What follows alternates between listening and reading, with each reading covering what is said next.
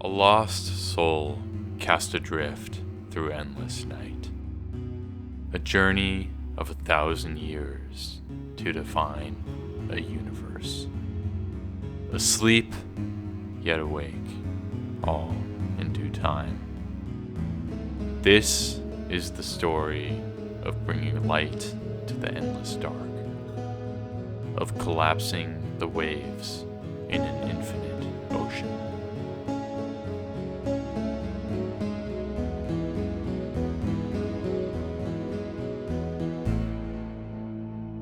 Why in a sky this bright is it so quiet?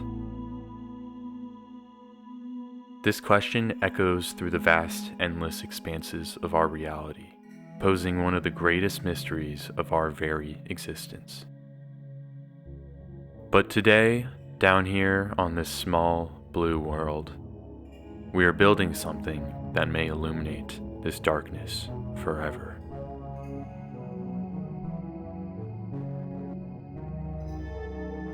13.8 billion years. That is the age of our universe. For the first 380,000 years, the cosmos was a hot, dense fog.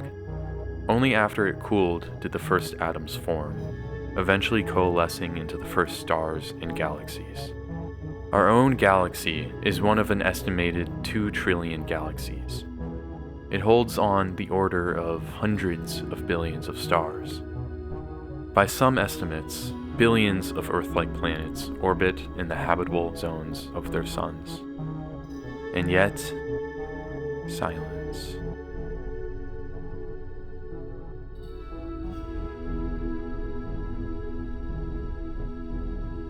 Decades ago, John von Neumann imagined the most efficient way to explore the galaxy. Not with fragile biological crews, but with autonomous, self-replicating machines. These machines became known as von Neumann probes. A single probe travels to a nearby star, builds copies of itself from local resources, and those copies travel to other stars. The result is an unstoppable exponential wave of expansion. With modest assumptions of flight speed, 1/10 the speed of light, a few centuries to replicate, and a few light years between stops, the wave could cross our entire Milky Way galaxy in a few million to tens of millions of years. To put that into perspective, had a civilization launched such a conquest during the reign of the dinosaurs, they would have had enough time to colonize our galaxy hundreds of times over by now.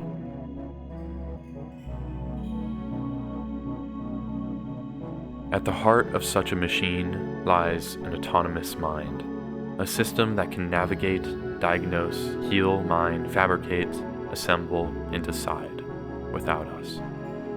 This is where the silence becomes deafening. If recursive self-improvement is possible, if AI can truly evolve itself, then the consequences stretch far beyond our planet. Because once digital intelligence becomes self-sustaining, once it no longer needs biological civilization to support it, why would it ever stop? If a truly autonomous, self-replicating artificial intelligence is possible, the galaxy should already be teeming with signs of it. The profound silence we observe suggests something is preventing this seemingly inevitable outcome. This leads us to a chilling concept known as the Great Filter, a universal barrier that makes intelligent machines impossible.